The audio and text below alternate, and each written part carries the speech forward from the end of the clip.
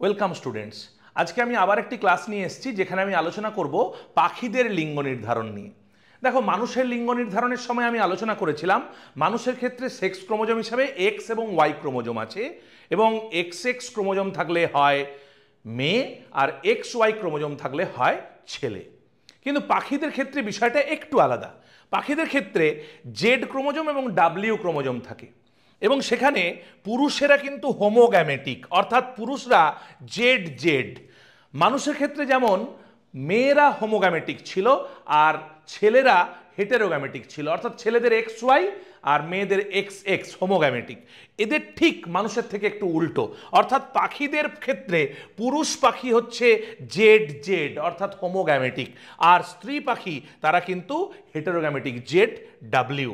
যদি আমরা একটু ক্রসটা দেখি তাহলে পুরুষ পাখি জনিত্রী জনুতে যদি জেড জেড হয়, মহিলা পাখি যদি জেড ডাব্লিউ হয়, তাহলে তার থেকে এক ধরনেরই গ্যামেট আসছে, জেড প্রকৃতির গ্যামেট আসছে।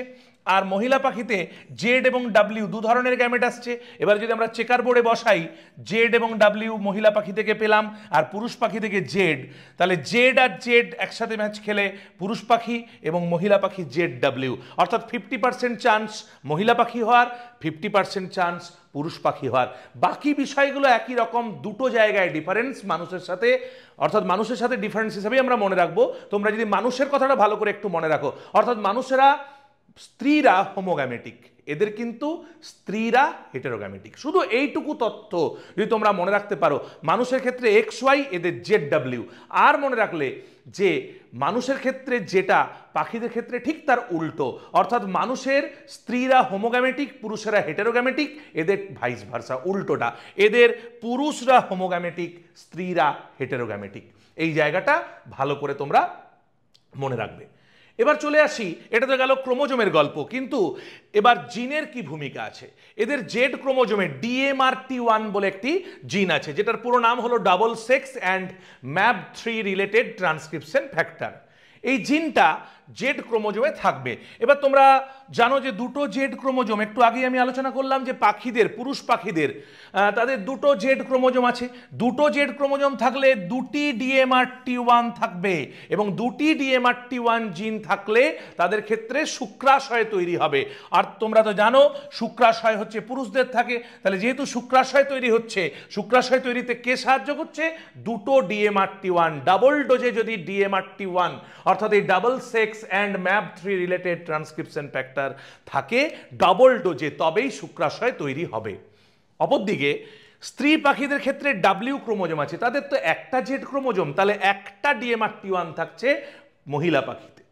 একটা DMRT1 থাকলে কিন্তু কোনো মতেই শুক্রাশয় তৈরি হবে না। শুক্রাশয় তৈরির জন্য বলেছি দুটো DMRT1 জিন থাকতে হবে। তাহলে স্ত্রী পাখিদের ক্ষেত্রে কিন্তু ডাব্লিউ ক্রোমোজোম যেহেতু আছে আর একটা মাত্র জেড ক্রোমোজোম আছে, তাহলে তাদের একটা DMRT1 আছে, তাহলে তার থেকে শুক্রাশয় তৈরি হবে না। উল্টো দিকে তাদের ডাব্লিউ ক্রোমোজোমে দুটো লিঙ্গ নির্ধারক জিন আছে, FAT1 আর ASW। FAT1 সেটা হলো ফিমেল এক্সপ্রেসড ট্রান্সক্রিপ্ট 1, আর ASW avian sex specific W linked. অর্থাৎ এই দুটো যে জিন FAT1 আর ASW, এই দুটো জিন পাখিদের ক্ষেত্রে এগুলো হচ্ছে ফিমেল স্পেসিফিক জিন। নাম শুনেই বুঝতে পারছো, ফিমেল এক্সপ্রেসড ট্রান্সক্রিপ্ট, ফিমেলের শরীরে এর এক্সপ্রেশন ঘটে এই জিনটার। আর অ্যাভিয়ান, অ্যাভিস কথাটার মানেও পাখি, তাহলে avian sex specific W linked, অর্থাৎ অ্যাভিসদের ক্ষেত্রে এই জিনটি সক্রিয় হয়, তাই অ্যাভিয়ান, কিন্তু সেটা সেক্স স্পেসিফিক, ফিমেল স্পেসিফিক। এই জিনগুলোর যদি বিকাশ ঘটে, অর্থাৎ FAT1 আর ASW এগুলোর যদি বিকাশ হয়, তাহলে কিন্তু সেক্ষেত্রে ডিম্বাশয় তৈরি হবে। এবার আমি একটা সহজ করে তোমাদের জন্য চার্ট তাহলে বানিয়ে দিই, যেটার সাহায্যে তোমরা সহজেই মনে রাখতে পারবে যে কীরকম ব্যাপারটা হবে।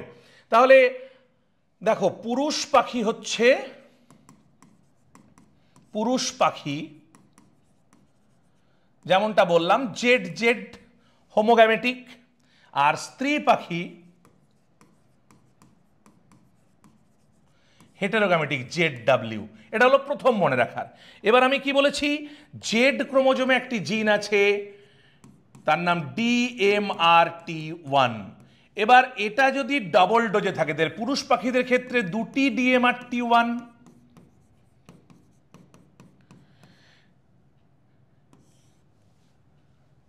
তাহলে দুটি DMRT1 যদি জিন থাকে, দুটি DMRT1 যদি জিন থাকে, তাহলে দুটো DMRT1 জিন থাকলেই যেটা হবে টেস্টিস ডেভেলপমেন্ট হবে, শুক্রাশয় তৈরি হবে। তার মানে তারা পুরুষ তৈরি হবে। আর ZW-তে জেড ক্রোমোজোমে DMRT1 আছে, এটা ঠিক কথা, কিন্তু একটা জেড আছে, তাহলে তার ক্ষেত্রে কটা DMRT1 থাকবে?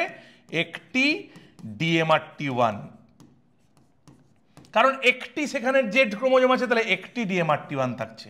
আর ডাব্লিউ ক্রোমোজোমের জন্য, এটা তো জেড ক্রোমোজোমের জন্য, ডাব্লিউ ক্রোমোজোমের জন্য কিন্তু তাদের স্পেশালি আরো দুটো জিনের কথা আমরা মনে রাখবো। একটা হচ্ছে FET1 আর ASW, ফিমেল এক্সপ্রেসড ট্রান্সক্রিপ্ট আর avian sex specific W linked. এই দুটো জিন, দিস টু জিনস, এই দুটো জিন তারা কি করছে? ওভারি তৈরিতে সাহায্য করছে বা ডিম্বাশয় তৈরিতে সাহায্য করছে। তাহলে যেহেতু এরা ডিম্বাশয় তৈরিতে সাহায্য করছে, তাহলে সেই জন্য স্ত্রী পাখি হচ্ছে। তাহলে শুধু জেড বা ডাব্লিউ হলেই তারা পুরুষ পাখি বা স্ত্রী পাখি হচ্ছে এমনটা নয়। এখানে এই তিনটে জিনের কথা বললাম। DMRT1 দুজনের শরীরে আছে, কিন্তু দুটো DMRT1 থাকতে হবে ফর টেস্টিস ডেভেলপমেন্ট বা ফর বিকাম মেল। আর স্ত্রী পাখিদের ক্ষেত্রে যেহেতু একটা জেড ক্রোমোজোম আছে আর একটা ডাব্লিউ ক্রোমোজোম আছে, জেড ক্রোমোজোমে DMRT1 আছে, তাহলে একটা DMRT1 আছে, দুটো না। আর একটা ডাব্লিউ ক্রোমোজোম আছে, ডাব্লিউ ক্রোমোজোমে FET1 ফিমেল এক্সপ্রেস ট্রান্সক্রিপ্ট আর ASW avian sex specific W linked আছে, যেটা দুটো জিন তারা ডিম্বাশয় বা ওভারি তৈরিতে গুরুত্বপূর্ণ ভূমিকা নিচ্ছে। তাহলে এই গেল পাখিদের লিঙ্গ নির্ধারণ।